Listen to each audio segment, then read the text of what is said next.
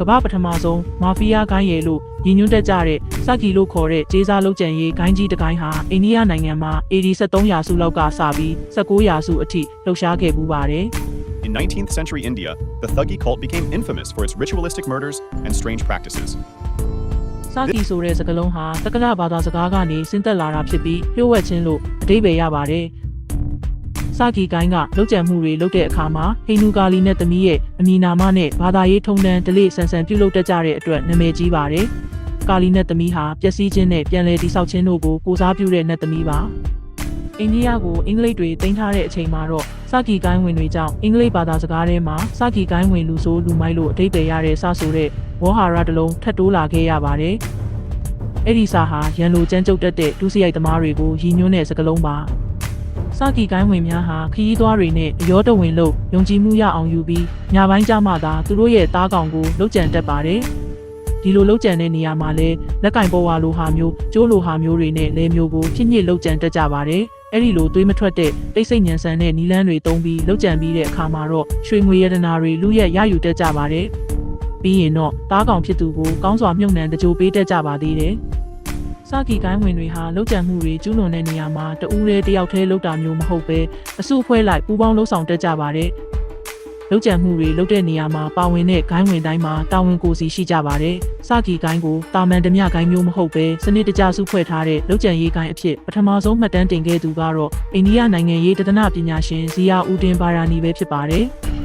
ဇီယာဦးတင်ဘာရာနီဟာAD 1356ခုနှစ်မှာသူရေးသားခဲ့တဲ့ဖိုင်ရရှာရာဇဝင်ဆိုတဲ့မှတ်တမ်းမှာစကီကိုင်းအကြောင်းထည့်သွင်းရေးသားခဲ့ပါတယ်။စကီတွေရဲ့လှုပ်ကြံမှုတွေတိုင်းမှာတဘာဝလွန်ယုံကြည်မှုတွေနဲ့ဘာသာရေးအစဉ်အလာတွေပေါင်းစပ်ပါဝင်နေတတ်ပါတယ်။စကီကိုင်းဟာရာမာစီလို့ခေါ်တဲ့အခြားလူတွေနားမလည်တဲ့ကိုယ်ပိုင်ပန်းစကားတွေတုံးတက်သလိုဂိုင်းဝင်တွေသာနားလည်နိုင်တဲ့အချက်ပြနည်းတွေကိုလည်းသုံးစွဲတတ်ကြပါတယ်။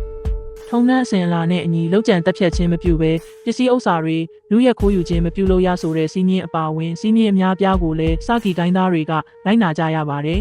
။စကီကိုင်းသားတွေဟာဗြဟ္မဏလူဒန်းစားဝင်တွေနဲ့နာမကျန်းဖြစ်နေသူတွေကိုတက်ဖြတ်ခွင့်မရှိပါဘူး။ပြီးတော့ကာလီနဲ့သမီးပြန်လည်ဝင်စားသူတွေအဖြစ်သတ်မှတ်ထားတဲ့မျိုးသမီးတွေကိုလည်းတက်လို့မရပါဘူး။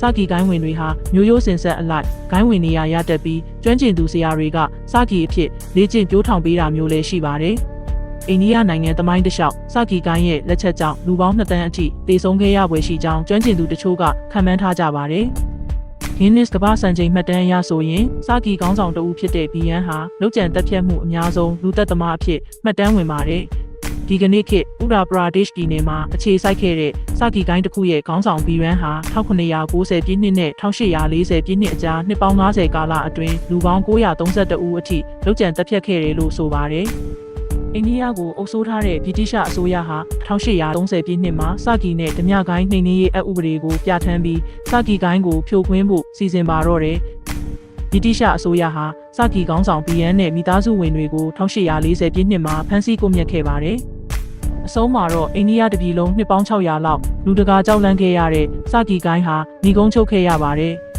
ဒါပေမဲ့သူတို့ရဲ့နာမည်ကတော့စဆိုတဲ့စကားလုံးနဲ့အတူတစ်ကမ္ဘာလုံးမှာဒီကနေ့တိုင်ရှင်သန်နေသေးပဲဖြစ်ပါတယ်။